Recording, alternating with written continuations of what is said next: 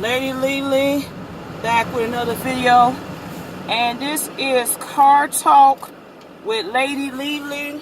Car Talk with Lady LeLe on a Majestic Monday. So I didn't do no car talks last week because it was just too much going on. A lot goings on last week. I had two award programs that I had to get ready for.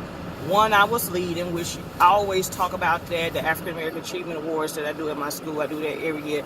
This year was the 5th year in existence, and we did not disappoint. It was really nice and enjoyed by all. And then I also, on the same day, had to go to Sankofa Awards, which is Divine Nine, which is the Greek Council's annual awards, and I got to strut my stuff on the catwalk.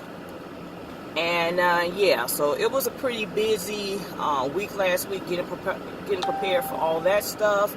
I did go and see Sarah Jakes Roberts for her A Night in the Wild service program. It was awesome, and I'm so glad that I was able to go. I was so glad that because it had sold out. So you gonna get over? You gonna get over? It was sold out. So thank God somebody had a ticket to sell, and it was actually in the premium seats. So I got to sit on the first level. So it was really awesome. It was long though. I thought it was going to be much shorter, but it was good. I needed it because I'll be honest, you know, I had a whole different perspective on how I thought this month was going to go in terms of things I was seeking, praying for, manifesting for. It has not came to fruition just yet. And I was, had a, target time set in mind for the month of February. I mean, February is not over yet. So we're still hopeful. We know God is able to make ways out of no ways. And we still going to trust and believe Him for the things that I'm seeking and making requests to Him about. So let's get on with to get on. So we're going to go with the Oscars, because since that's fresh in my brain, and then we'll backpedal to some of this other stuff. So they had the Oscars last night. It was really black girl magic, black people magic, as quite a few African Americans walked away with awards. Regina King won Best Supporting Actress. Ruth Carter won for Best Costume Design for Black Panther. Helen Bleacher won for Best Production on Black Panther. Spike Lee finally won an Oscar out of how many years? Did they say 30 years? Finally won an Oscar for Black Klansman. I forgot what category that was in, but it was really touching to see how Spike, he was just in the moment. Some people said they didn't understand what he was saying. He probably just caught him off guard that he actually won, but he did prepare a speech. And I just loved how Samuel L. Jackson embraced him. And actually, Spike Lee gave Samuel L. Jackson his first acting job. And there was a picture that was taken with Spike Lee and quite a few black actors, Denzel, Wesley, Will Smith. I'm trying to think, Samuel L. Jackson. They just rallied around and took that picture because that was it was time. It was Spike Lee's time. Spike Lee has done too many damn good, thought-provoking films not to walk away with an Oscar. So I'm just really happy for him. Like I said, Regina King just continued to blaze trails.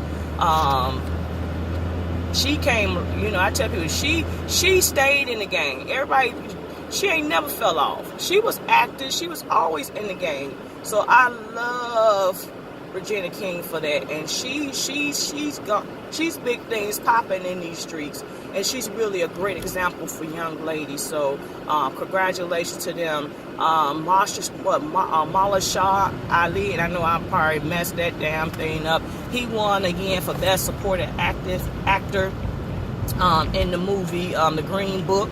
Green Book also won the Best Picture. Some people did not agree with that. Everybody still on this Black Panther magic. I'm all for it too. I still love. I can't wait till Black Panther 2 come out. But they thought, they didn't think that was just the 2018 version of Driving Miss Daisy, but reverse. But with the Green Book, Octavia Spence was one of the executive producers. So that gave her first Oscar as an African-American woman in the executive producer seat. So, congratulations to her. So it was just really good to see people of color.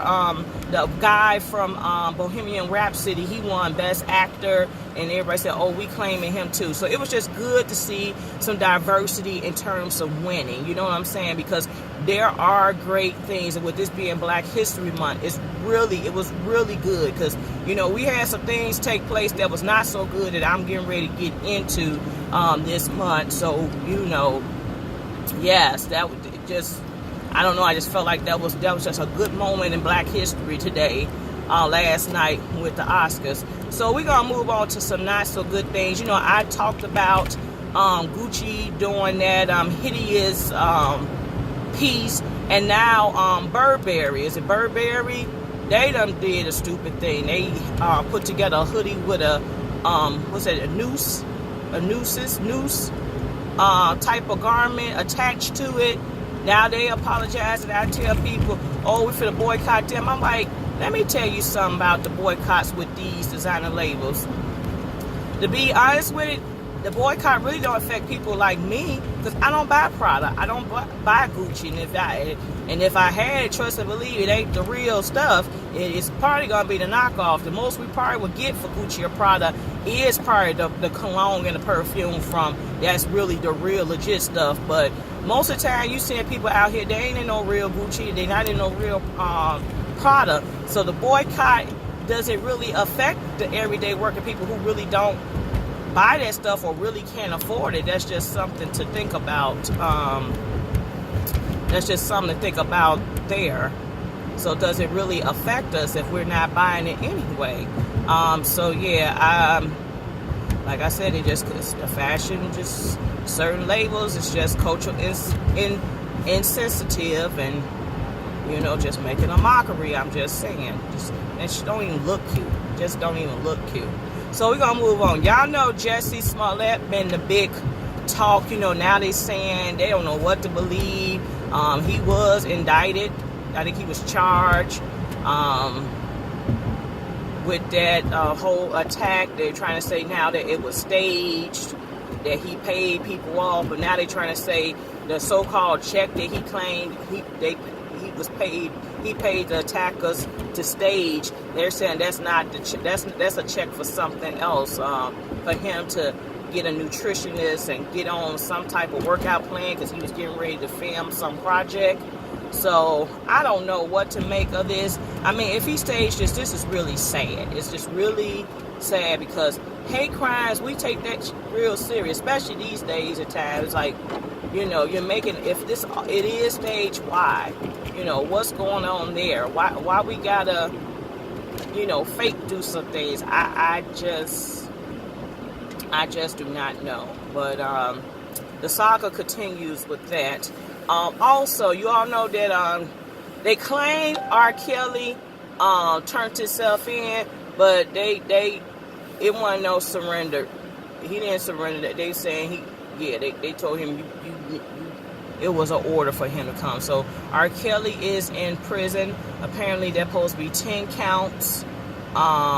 Same old stuff he been doing. Messing with underage girls. So it finally got caught up to him. So he's in jail right now. He's having issues with posting bail.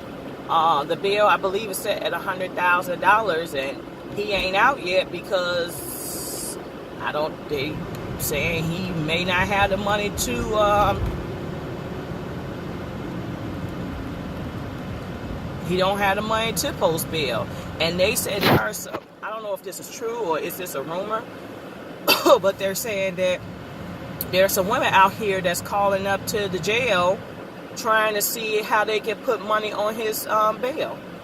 And like Beautiful Soul Speaks, I watch her YouTube channel. Like she said, if you got money to do all that to support a pedophile, you could take that money and go help the people in Flint, Michigan, because they still, need some help with their water system. You could go, get that money to contribute to some scholarships or something. But you want to do that to go help R. Kelly? Like I said, I don't know if that's a rumor that some women are rallying up to help him post bail. But if it is, shame on you. And you are sad. You are sad if that's what you're going to do. Yeah. That's just horrible. Just horrible. So when you look at some of these key figures, these black figures doing Black History Month, it's like, really? Seriously. But as I told people, God don't like ugly. He don't bless mess. And as I said, if Bill Cosby went down, everybody got to go down. I'm sorry. Yes, R. Kelly did some amazing music. Yes, we had a good time. But you got to pay. You got to pay. I'm sorry. You got to pay. That's,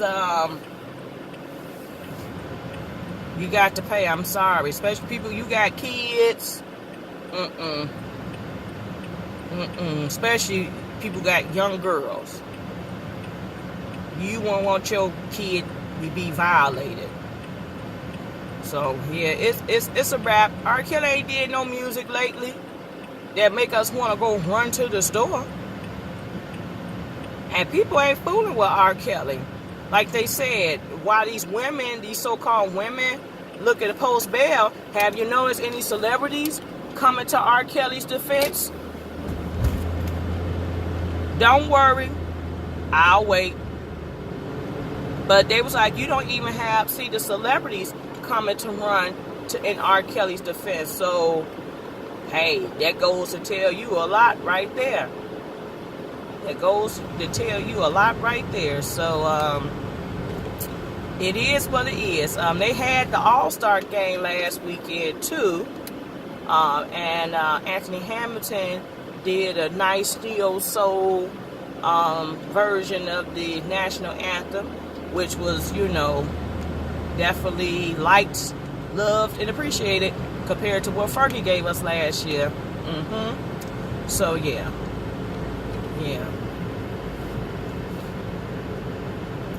Yeah, but I think that's all I got. The Housewives did not come on this past Sunday due to the Oscars.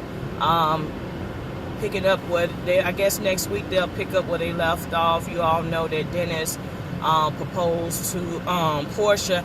I finally caught up with the Housewives and watched that episode.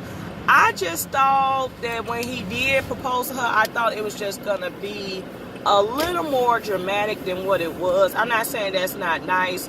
I do like that song, Lil Mo. That's a favorite of mine too. So I think the word of the song is fitting. And but I just thought it was gonna be a little more to it. But hey, to each his own.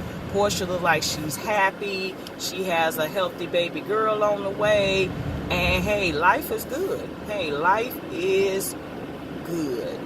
Tardy for the Party. Kim came back on. I watched it. I'm like, what the hell? That's how I felt. I'm like, it's no big deal to me. So,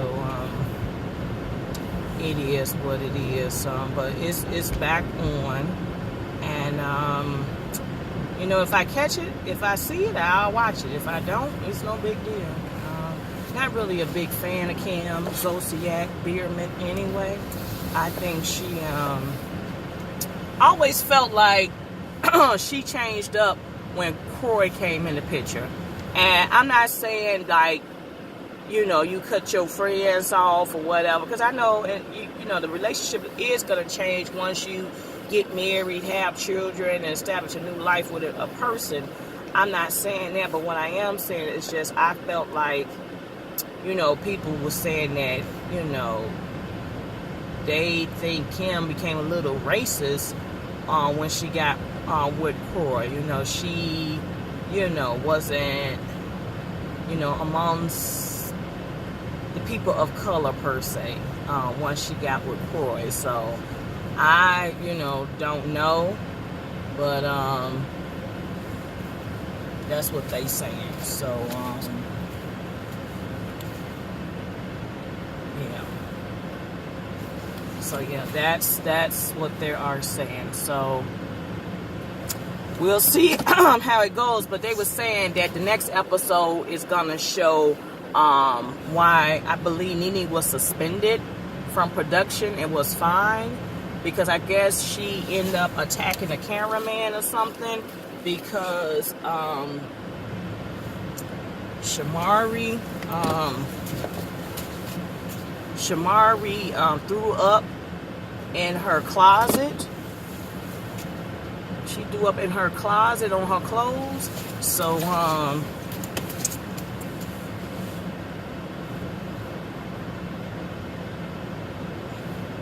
she threw up on her clothes, so that she, like, Nene got a little violent.